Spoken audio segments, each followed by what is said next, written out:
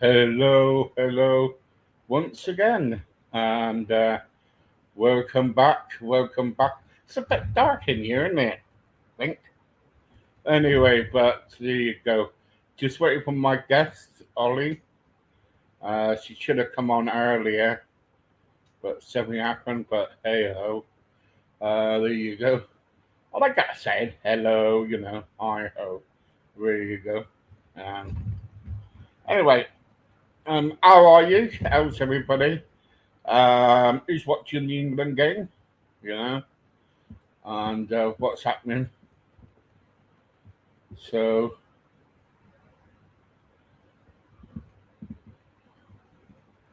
not long, we're just waiting now. Um, Waiting for Ollie to come on.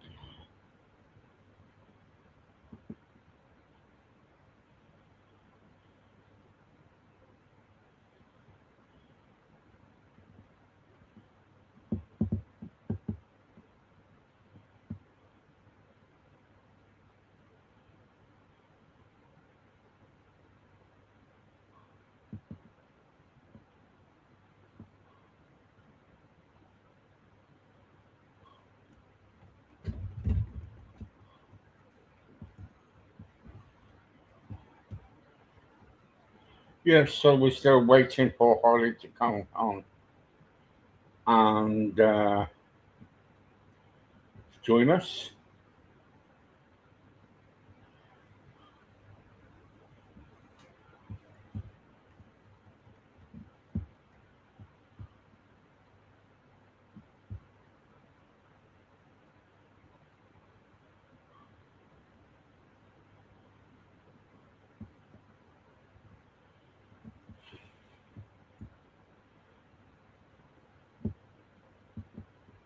Still waiting.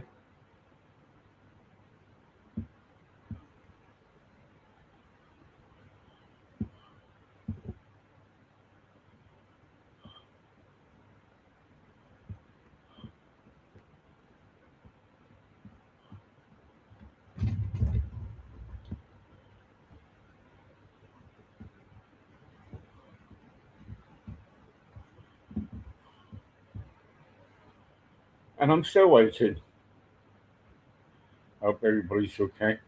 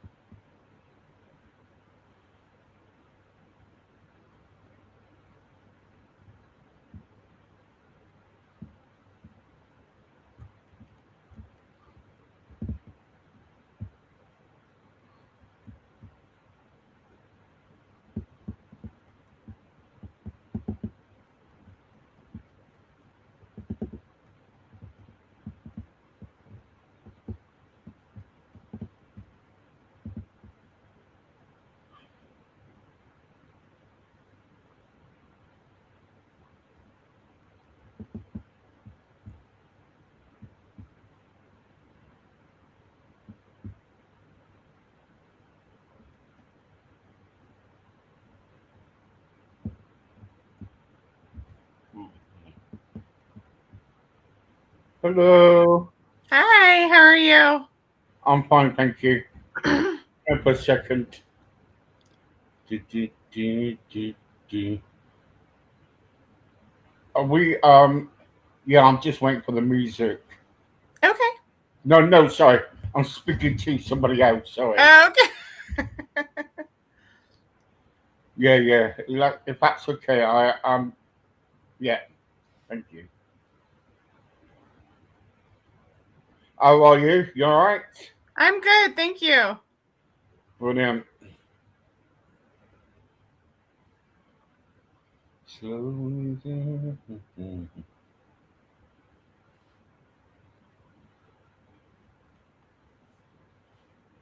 Okay, here we go. Fine. Yeah, if we can go on to, yeah, I'll just go for Ollie's story. That's all. Yeah. Okay. Thank you. Hello. Good afternoon. It's Stephen here, and what a beautiful day it is in the UK.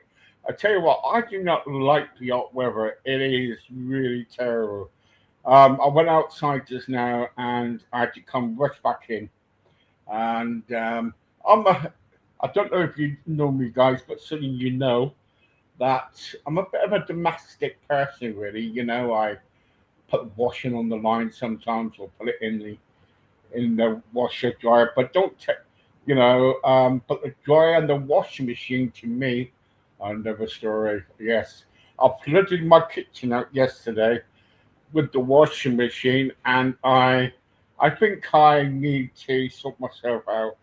Anyway, I'm getting back to my guest today. She's called Ollie, and welcome, Ollie. Thank you for having me, Steve. I appreciate you having me on here today. Thank you so much.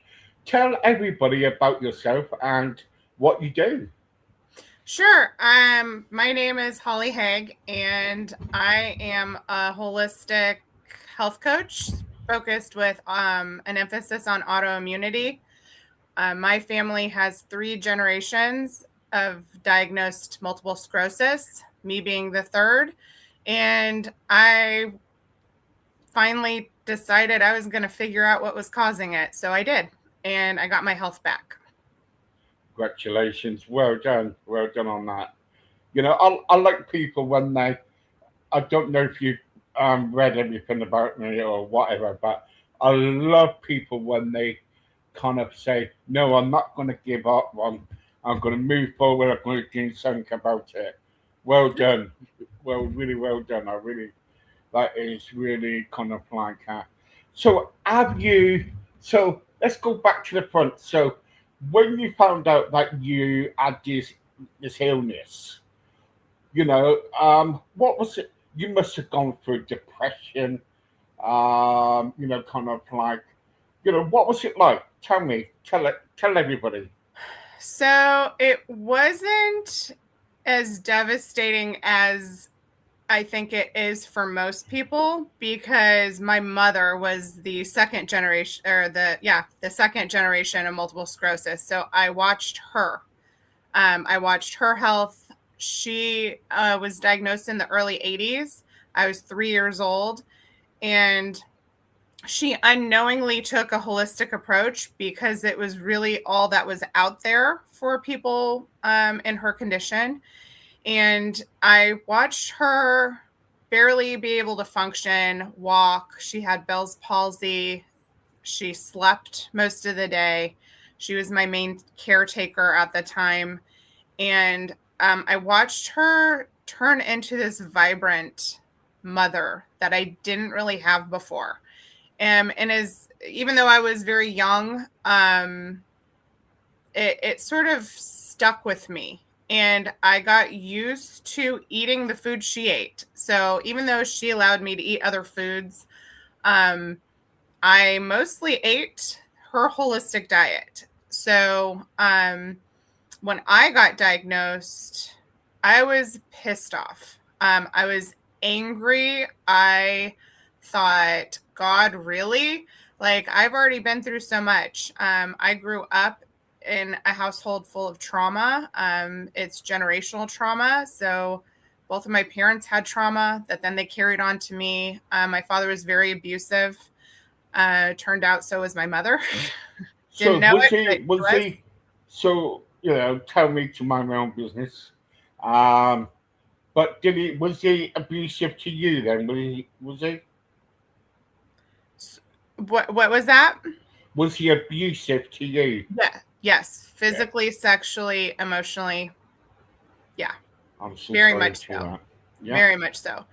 So trauma does tie in to autoimmunity and disease because of the fight or flight response that gets stuck. Yep. And so I've researched pretty much. I'm not going to say it all because I don't know it all, but I've researched it all. And so I did allow, to answer your first question, I did allow myself to be upset the first week.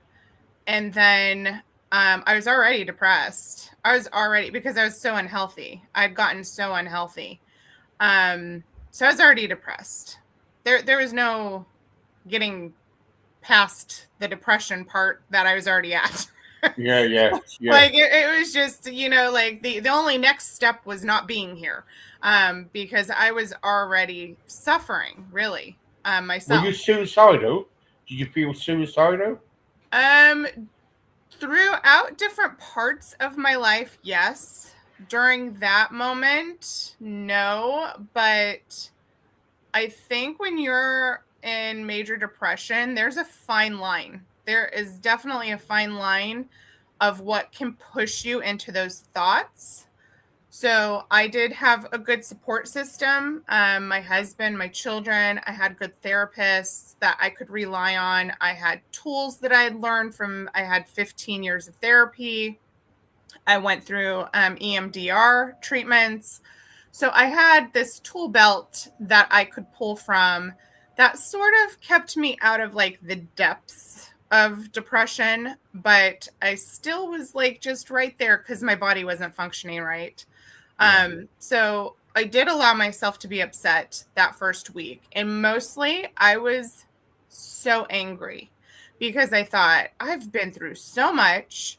Now I have to deal with this. But when I got my head straight, I decided I'm going to win.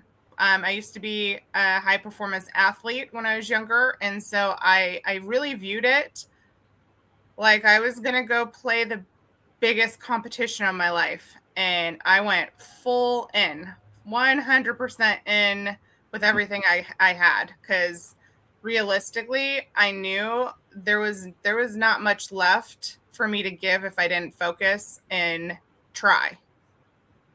Right. Okay. When we go through trauma and everything, I was sexually abused. Sorry, sexually abused when I was younger. Oh, I'm so sorry. Yeah, that's fine. It's all in my book and everything. And the trouble is, it's just kind of like you try to put it away, but night times it's like a pain in the backside because sometimes I wake up with nightmares, and my poor wife sometimes hits me with a pillow and says, "You're all right, Steve. I'm here to protect you." But the Yeah. trouble is, even though she knows about it, the hardest thing she can do is support me and say, "Okay, calm down." And it's tough because we still got the memories there, and it's still in our thought system. You know Yeah. what I'm saying? So, you know, I used to go to a gym or something and used to beat it out on a punch bag. You know what I mean? So, but it did. But the trouble is, I think it's hard when we've been through such trauma. When you know, I come from a weird background where family was, oh gosh, I didn't know. Uh, my I didn't even know my dad was. That's how bad it was. It was really bad. But for you, when you were going through all that trauma in your life, at a certain point, you must have thought to yourself, right, I've had enough, can't deal with this no more. Something's got to give. Yeah, that was it. I was fed up. I was tired of doing therapy for something I didn't do to myself. I was tired of really all the people, right? All the judgments on, oh, don't be a victim. Oh, don't be a survivor. Don't label yourself. So what am I, right? What am I? What am I supposed to do? I went through this horrific trauma with my father. Really, he can continue. He continued even when he wasn't in my household to be abusive in his own ways, sending me letters saying how I'm the devil, saying that I need religion, even though my grandma raised me in the church. Because it wasn't his religion, saying that threatened to sue me for defamation of character because I'm saying he did something to me. It was horrific. He was horrific, and it was a lot of stress on me. And yes, I did go through that where there would be the nightmares, and but I had a turning point with that. Especially when I was going through EMDR, I had such trauma that it would show up physically on me. So like the handprint where he left bruises on my arm, I would wake up screaming and those bruises would be on my arm. Like they resurfaced. Yeah, I understand. I understand. I listen to all different kinds of stories on here, and this is why I did it. It was, I did this when it was in COVID. I thought to myself, we've got to do something, Cal. This is why we planned this. But and I feel for you. I really do. Right now, I do feel for you, and I'm thinking, has it disturbed your relationship or your marriage with your husband? In some ways, yes. But I have always been determined to be better, to heal. Even before I knew I was diagnosed with multiple sclerosis, I knew I didn't want to be my parents. I didn't want to be attached to that feeling because it just makes you so ugly inside. With the rage that would come up. And so yes, my husband, we've known each other since we were 3 years old. We lived 2 houses down from each other. He's not my first husband, but all right. But he's the good one. And so all right. What he gave to me, it sounds like your wife gives to you, and he has been patient with me. He has been understanding. And so the times where I would react or respond, especially when I was going through EMDR, it could be quite scary because it's just when you're triggered, it just takes you back. It takes you back to as a little child trying to defend yourself, but you're an adult and you don't know the difference in the moment. So I can't say, oh, I'm so stable today, right? To get here was hard. And there's still things that I could be triggered with. The difference is how I respond to it. I have a better sense about me. I am more calm. I am able to understand, hey, that's a trigger. So there is a difference, and there is an ability to get to a better place. I don't have the nightmares anymore at night that keep me up. I because those were intense. I agree with you. Those can be intense. Especially when they don't go away. So you're not really sleeping. And if you're not sleeping, your body's not repairing. So I knew in the when I started this journey, once I realized, oh, trauma is linked to autoimmunity, man, did I think I have to do more? Like, that was my first thought. Like, ugh, I have to do more. I have to do more, but I did the more. And the more really was getting to know myself, was loving myself really for the first time, because I didn't know who I was. I always would compare myself to Runaway Bride because I didn't know what eggs I liked. I would sit at a store and have somebody else pick what color I liked, even though I knew what colors I liked, really. I there was a part of me that just didn't. I was so disconnected from myself. So I did that. I did inner child work, which was so powerful because that allowed me to be the parent to the small version of myself that I never got. So I love inner child work. It's not for everybody, but it was super impactful for me. And so I just started replacing these bad memories with myself, with the person that I am today, and loving that little child that didn't get the respect or love or care that she needed. Yeah, yeah, I totally understand. You know, do you actually really, really love yourself now? Or Yes. are you saying that for like a kind of like glazing it over and thinking, well, I'm going to tell people that I love myself, but No, I yeah, do. I love who I am. There are still parts that I don't like about myself. So we cannot like there's still parts I know I need to work on. When I get angry, I yell, like there's still things that I need to work on. I'm trying to focus more on when people, they come at you or they attack you.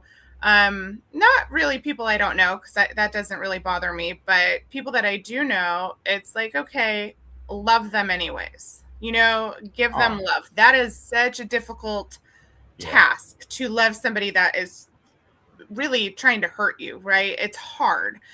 So I'm working on that. I don't really like that part about myself. And so I think there's a variety, but as a whole, I do. I love myself. I love um who I'm becoming. I love all the work and effort I put into myself. And I think I didn't intend to do this work to love myself. My reason why I even did this to begin with, one, I was curious because okay, three generations, my great grandmother, my mother, me.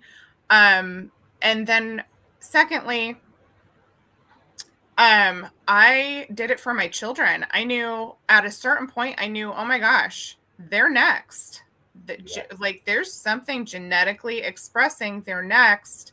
I need to find it. So I more did a mama bear, protective mama, trying to save her kids from the same fate and the same disease, which you can do. You can do yeah. because now that I know what genetics expressed, now that I know, oh, probably shouldn't have this type of a diet, you can shift that for the next generations. And that's what's so amazing about health and genetics and all of that. You can really shift the pendulum to the other side. So it wasn't that I went out on a venture to love myself, because I really truly didn't start out that way. But through doing all the work and cleaning up my body and cleaning up my environment and cleaning up my friends that weren't really friends, I started to love being with myself. I loved my sense of humor. I loved that I cared about people. I loved my compassion. I loved my drive. I loved my brain, the way it works, putting puzzles together and always asking, well, why does that work? Why did Yeah. that happen? What is this doing? Why did that interact with that? My mind is always asking those questions. Chicken, yeah, yeah, yeah, So I it wasn't something I set out to do, even though I did exercises that were for that. Um, it was unintentional in that sense, but I spread that message now because it is where I found the greatest peace, is loving myself. And I think, especially with social media now, that can be taken in so many different ways, where you have all these narcissistic, posts and all this and all that. And we as a society have forgotten to take care of ourselves, to love ourselves first. Definitely And so. Yeah. that's the part, that's the message I'm hoping people hear when they hear me say that I love myself, because you do need to love yourself, to care for yourself, to want to do better, to have that drive to actually do the things that make you better. And it's not an easy, it's probably the hardest lesson, the hardest work I've had to do is loving myself, because I spent so many years hating myself, being my own abuser, as I got older, not knowing how to deal with the trauma that I had endured as a teenager, minimizing what had happened to me because I didn't really understand fully the extent of the abuse I went through. It's just a part I think a lot of people miss. That's it. Yeah. I'll tell you what, we're going to take a break. We'll be back in 2 minutes. We're going to put some adverts on. And yeah. So, when we come back, I will be asking Ollie some questions. Also, get your questions in too. Um, we'd love to hear from everybody. And thank you for everybody listening at the moment. I just had I just been told that there's around about 4,000 people tuned in listening on the radio side of things. So brilliant. I'm very grateful for that. Keep listening and we'll be back just, just in a sec. Brilliant. You're doing really well. Thank you. Yeah, you're Thank welcome. you. Thank you for having me. That's all right.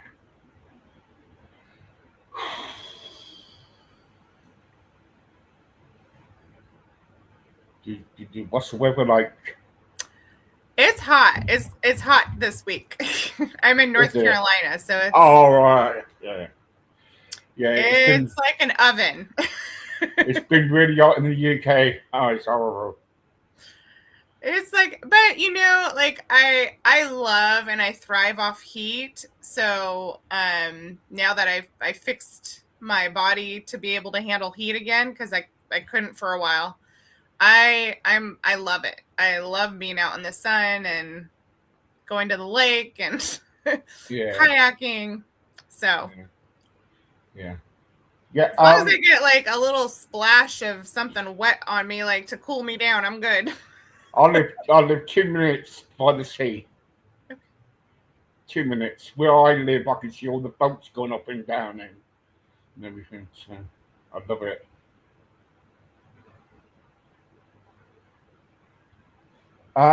Yeah. There's a few more questions. Then we do a Q&A.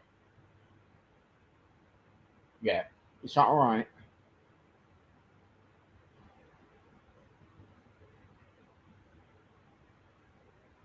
Yeah. Yeah. Yeah. Okay. Thank you. Thanks.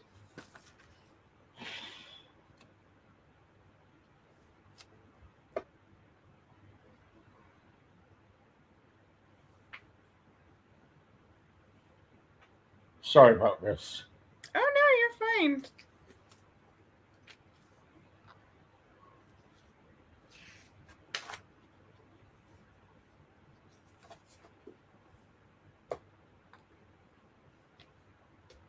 Okay. Thank you.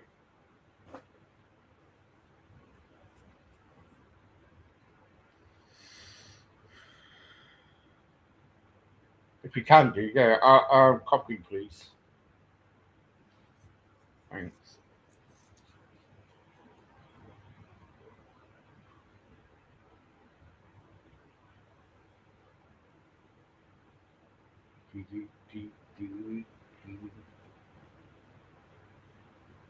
Just quiet today. I'm usually like laughing. I'm just, It's a quiet day. Sometimes you need those. oh yeah, you know, my wife she's gone on a boat trip. I've got around about 20, no, not 20. I had 20 interviews to do today. Oh, wow. 20. Yeah, yeah. So we've got to do that. So finish around about 11 o'clock at night tonight. Oh, wow. Well, good for you. I want to watch a foot. I'm trying to watch a football first, England game. But Oh, I yeah, don't. that's good. We've watched a couple of the U.S. games. Those are good. Yeah, yeah. Do you like football? Yeah, I used to play Yeah, soccer. Or football. You say football, I say. soccer. Yeah, yeah, Yeah, yeah, I used to play myself. I love yeah. it. Brilliant. Right, 10 seconds.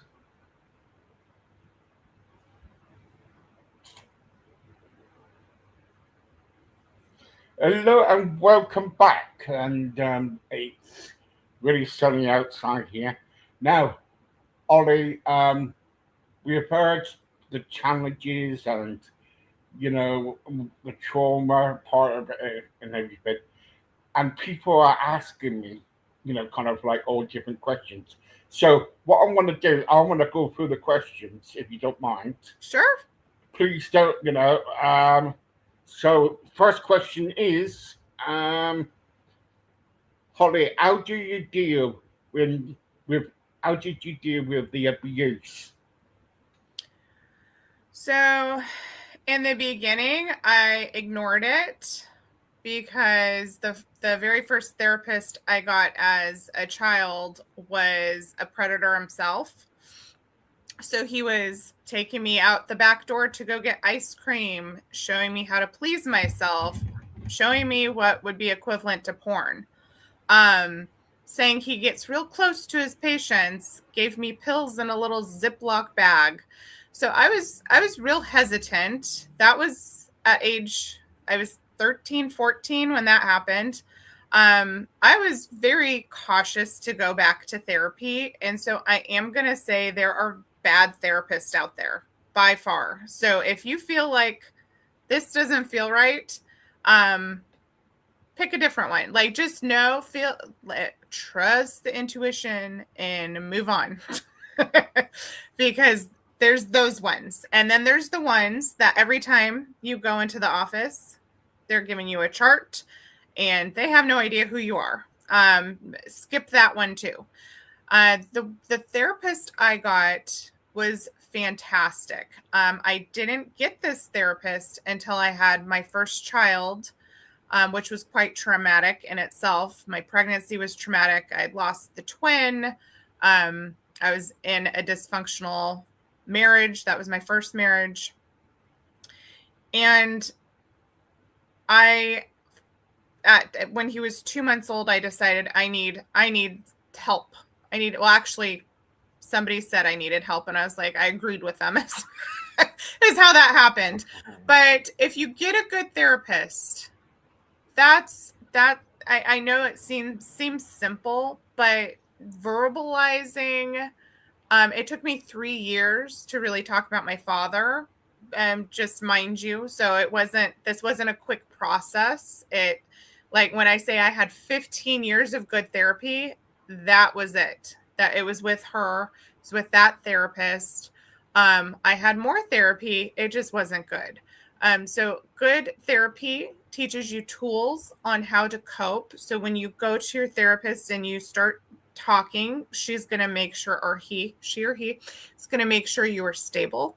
They're going to provide you with tools that they have learned from their educational background on how to handle the situations and how to stabilize you. And they're not going to push you into topics that you're not ready for, because I was not ready for the trauma story that I had. I was not. So when it was coming out, it was mostly geared on my son and how traumatic all that was. And it took us so much time for me even to trust her to talk about the rest of this stuff. So therapy, I really valued EMDR, although that I am going to say is not for everybody. That you reprocess events.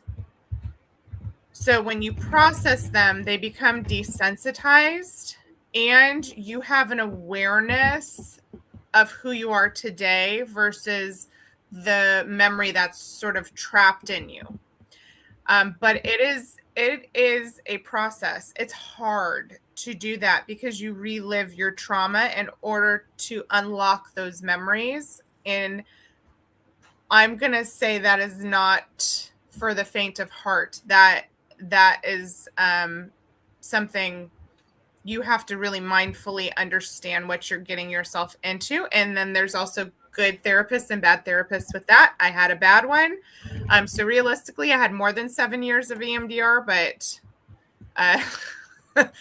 the one that I had first, she was new. She wasn't very good at it. I didn't understand what she was doing. I didn't really get anything out of it. And then that wasn't really enough. So I'm not going to say, oh, that was it, I'm better. No, I still felt like there's a dark cloud over me. So I did energy work. I visualize exercises where you visualize your body healing, the emotions leaving. I love Byron Katie, Loving What Is. There's books like The Energy Code. There's The Body Keeps a Score. Books like that were absolute gold to me because it made me understand not only the emotional component of my trauma, but the physical effects that it had on my body. So I was able to release some of that trauma by doing those exercises in those workbooks. I'm actually working on a project myself. I'm calling it The Ugly Onion because this process it's not a pretty process, right? And there's so many layers. So I'm working on one that's sort of similar to these, where it's like, it's a workbook based on my own experiences on what sort of helped guide me through when trauma would come or triggers would come, because we're focused on this trauma, but other traumas happen in our life. Other bad things happen in our life. And so we have to be able to not only deal with the trauma in the past, we then have to be able to handle the ones that come and arise in our present. And that is completely overwhelming if you haven't dealt with your past traumas. It just shuts you down. Like, you can't, like, for me, I just couldn't even deal with it. So I just shut down, couldn't function. But these exercises get that functioning back. The inner child work, huge. Cleaning up my body, knowing I wear this bracelet. It says, I am enough. A daily reminder that I'm worth it. That I have value. Also separating myself when I truly healed, when I feel like I truly healed, I had compassion for the people that hurt me. That's where I was at. I met them with compassion instead of rage and anger that I had before. So that was sort of a turning point when I realized, oh my gosh, they were traumatized themselves, and then they just vomited all of their traumas onto me, all of their emotional dysregulation onto me. So that was a huge turning point. And if you're able to do that early on, where you can view them differently than what I know most of us view people like that, it's really huge and beneficial to be able to get to a point like that. Sheila wrote, how do you balance your work life and your personal life? My work life and my personal life, well, I I own my own business, so I work from home, and they sometimes there's been conflict there because I'm also an influencer, and so I do videos, and I used to do cooking videos and post them to the MS page that I run called All Quick right. 5 with Hall on Facebook.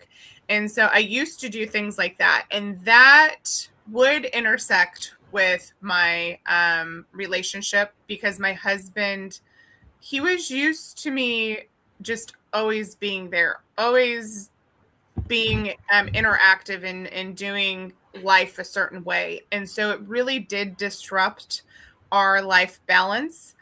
But when we had sat down, had some mature conversations around it, and when he realized that this is where I needed to go to be healthy, to be happy, he went with me. So we went on this healing journey together, which was quite beautiful. It helped us bond and become a stronger unit. And now there still is a little friction on my timing because I am horrible with timing. That I guess that would be one of the things I could change about myself. I'm not saying nothing. I'm not saying nothing. Yeah. So, but yeah, it works pretty good, because we found common ground.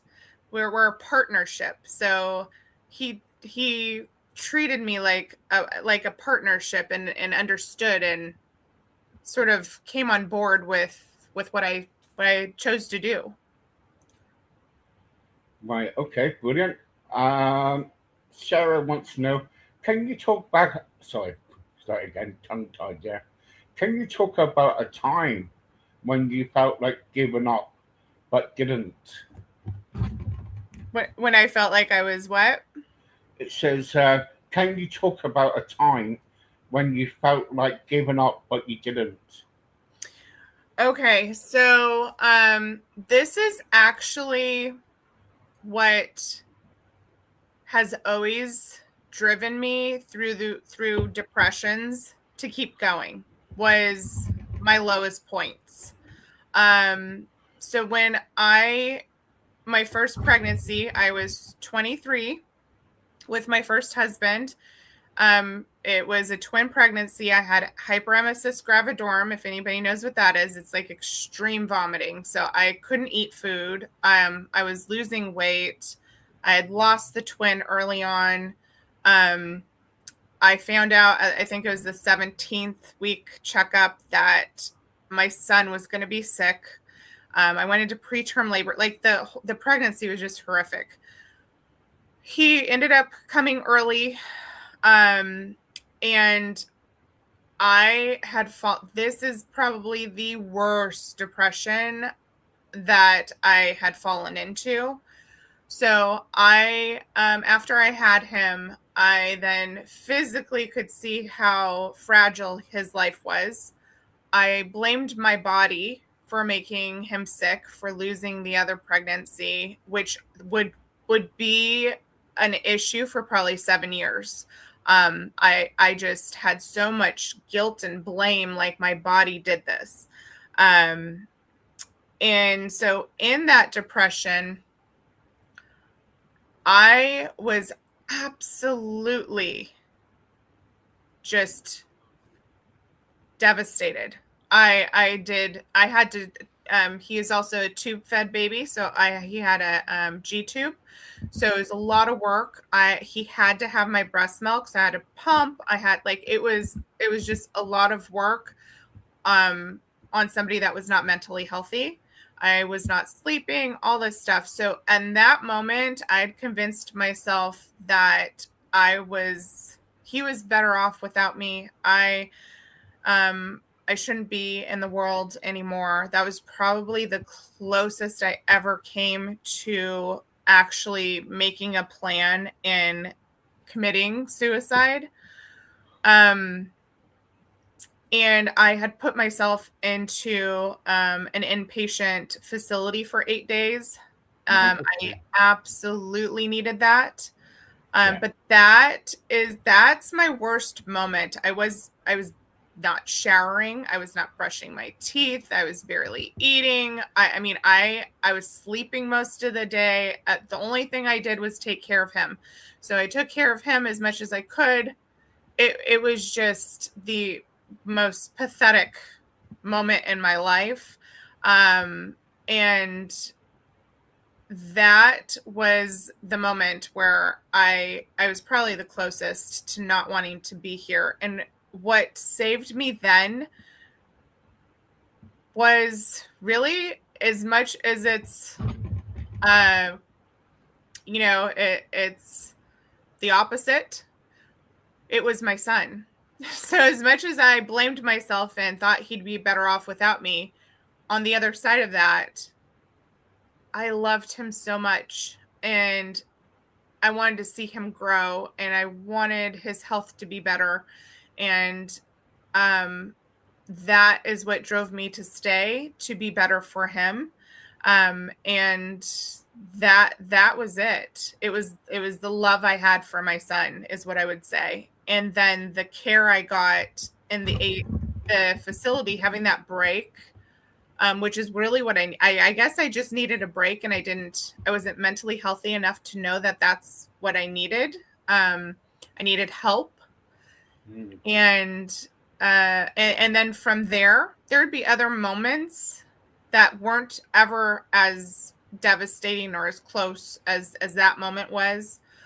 But I would always reference that worst moment and go, I made it through that. I made it through that. So I can make it through this. This isn't nothing compared to that. So that is sort of how I've managed those thoughts. And now I don't have those thoughts, but if I did, I wouldn't allow them in my head. I wouldn't even allow them to circulate. I would just say cancel. I would say something completely different to redirect my thoughts. That's great. Brilliant. Next question. What legacy do you hope to leave behind? So when I was diagnosed with MS, this question, this hit me so hard, because I grew up, I was born and raised in San Diego, California. And so when we moved over here to the Raleigh area of North Carolina, there's a lot of graves you pass. There's a lot of cemeteries, and we live right by one. We live right by a few, not just one. And I was driving by one of those after I was diagnosed, and I realized, like, what have I done with my life? I have been so selfish. I've lived for myself. I've lived for my kids, which I guess we're all taught to do, right? I've lived for my family, and sort of trying to live the dream, or on paper show that I'm stable, and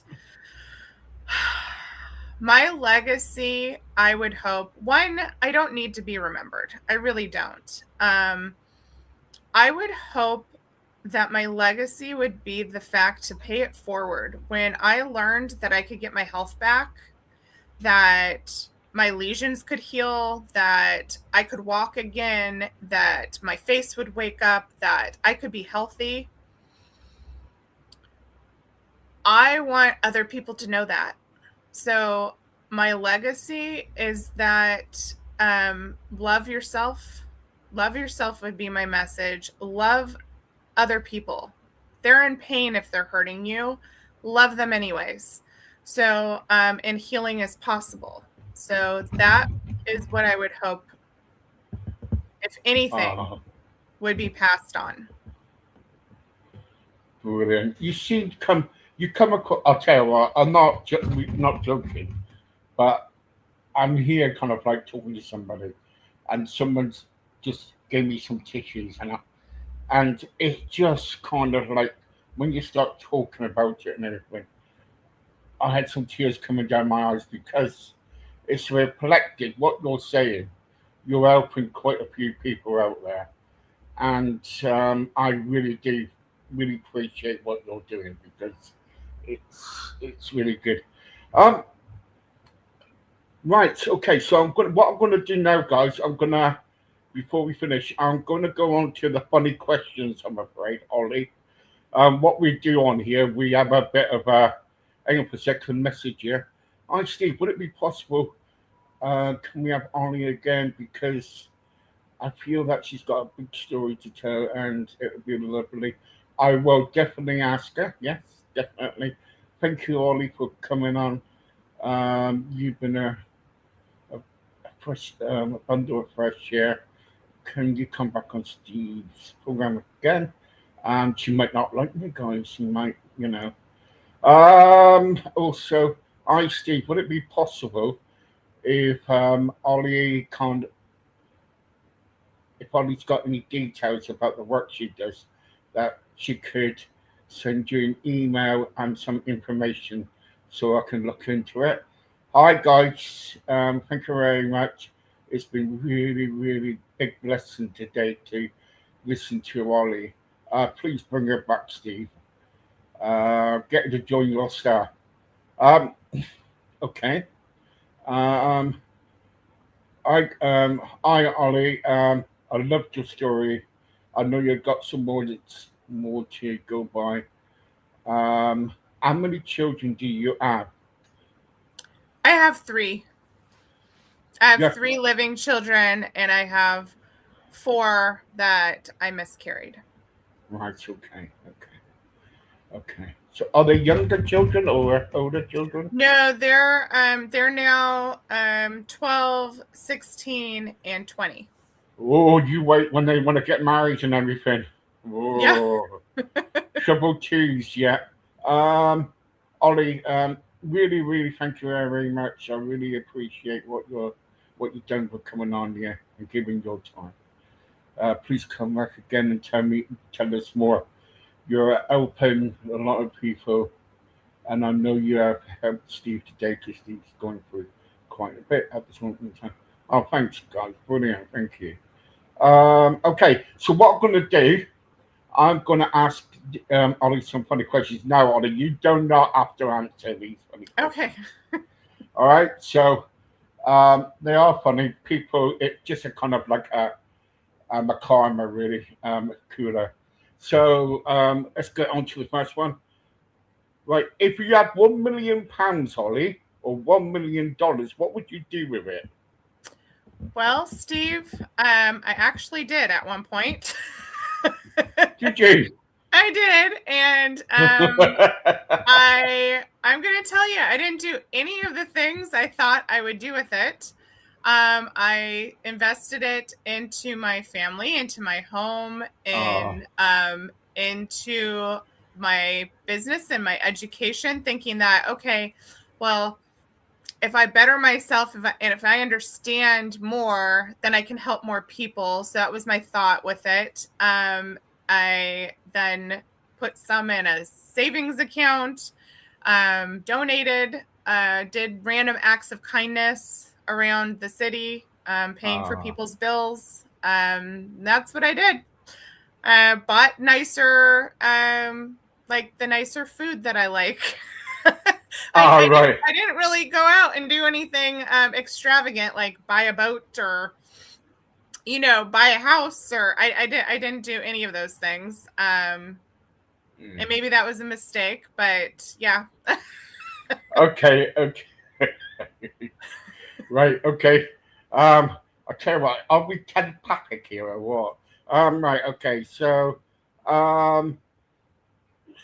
what's the what is the best thing? No, sorry. What is the worst thing you would say about your husband? The worst thing I would say about my husband, oh my gosh, he is the biggest slob.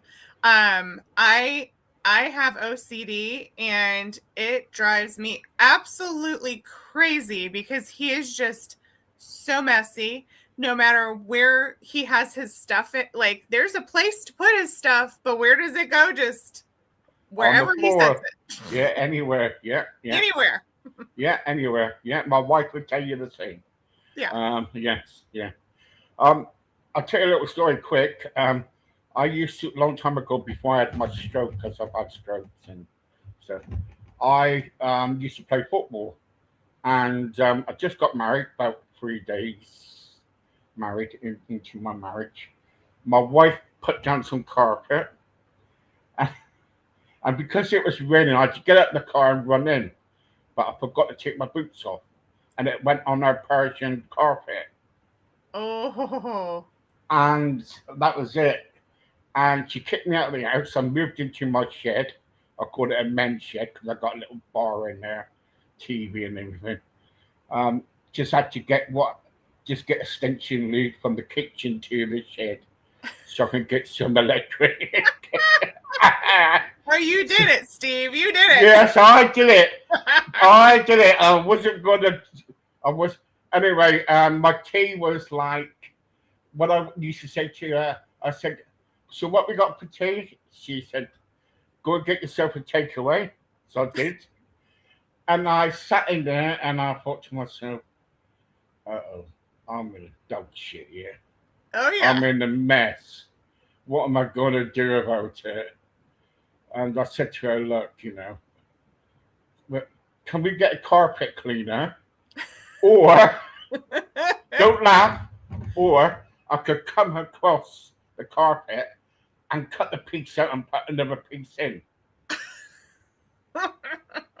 Well, hey, you were coming up with solutions. I was in that shed, freezing, right, for 7 days, right, and it was not. It was serious. Now, So did anyway, you ever do it again, Steve? don't, please, no, I do not.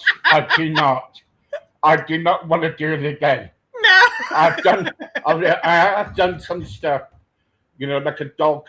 I was in a rush, and instead of giving the dog a bone, I gave the dog a shoe that my wife just bought.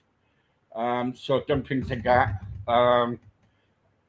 I messed up the washing machine, and it flooded the kitchen. Oh yeah, I'm not domestic, Oh yeah, I burnt my wife's blouse. Oh yeah. I tried ironing. Oh, I've done loads, and I says to her, well, she calls me when, when in a minute when she comes back, she'll say, "Any casualties?" you know. Honestly, it's terrible. Right, okay, guys. What else we got? Yes, right. Are you a cat or dog person? I'm actually both. So part of my story also is that in the end of 2024, I had a house fire. It took my puppies. They were in the house. Oh. And I still have 2 outdoor cats that are roaming as our house gets rebuilt. So I'm both. You're getting your house rebuilt. Yep. Right, okay. So, right, so instead of taking that on your husband, you've been taking that on the house. Oh, that's right. Right. That's not fair. No, I take it out on him. It's funny because we've known each other since we were so little. Yeah. We fight like we're little kids. So at the end of our fights, most of the time we end up like in a roaring laughter because it's just so ridiculous. We got 2. Have you ever tried the remote control thing where you kind of like you got 2 remote controls for the telly, and she's there watching a soap or something, or like Coronation Street, and all of a sudden I got a remote and I thought, right, let's put the football on. Okay. And next minute it's a fight for the program, Yeah, that sort of is a clear description of what our fights would look like, though, because yeah, oh yeah. I was in the garden the other day, and it was she did a cold bucket challenge on me, with ice and everything. Oh, fun. She said, sit there. And she told everybody on screen that she says, right, my husband's been winding me up for a long time, so I'm going to get my own back on him. So he's going to sit there thinking that he's reading the paper, guys, and I'm going to get some cold water and some ice, and I'm going to pour it over him. And she did. But see, the trouble is, when everybody knows what I do on my channel, when she's asleep, I draw on her face. Or I will put like an hat on her and something like that, and or a pipe in her mouth, and then I take the photo and I bung it on Facebook. I ask stupid things, and she just chases me around the house. Right, okay. So, what else is there? Oh yeah. Right, okay. What's the most embarrassing moment that you have ever had? Oh gosh. So no, keep it clean, please. PG. All right. Well, they're not 100% PG moments, but so my husband and I and a friend, we made this group called Sexy Know It, and it's the people out there that just think they're so sexy, but they have a mishap in public. And I retired us. I won that. I retired.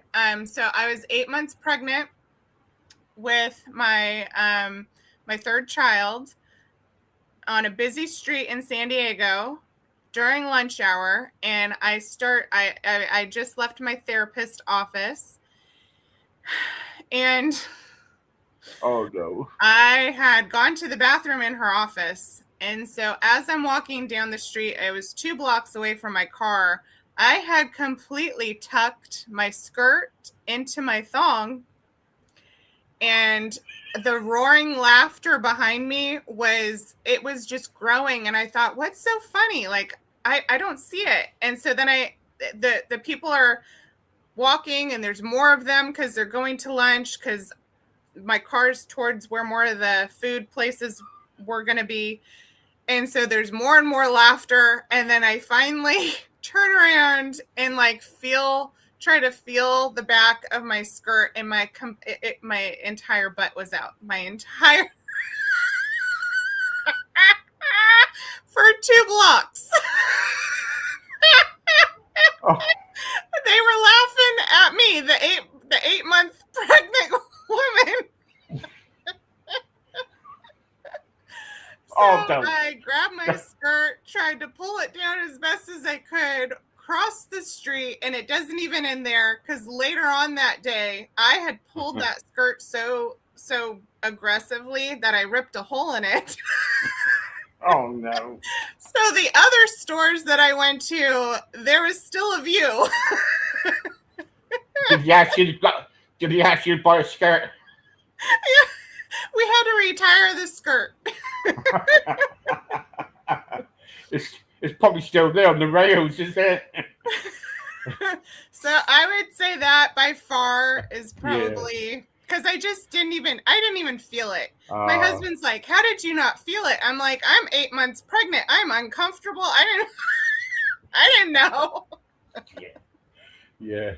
What was he like when he went for the birth of your children when they were born? Was he all right?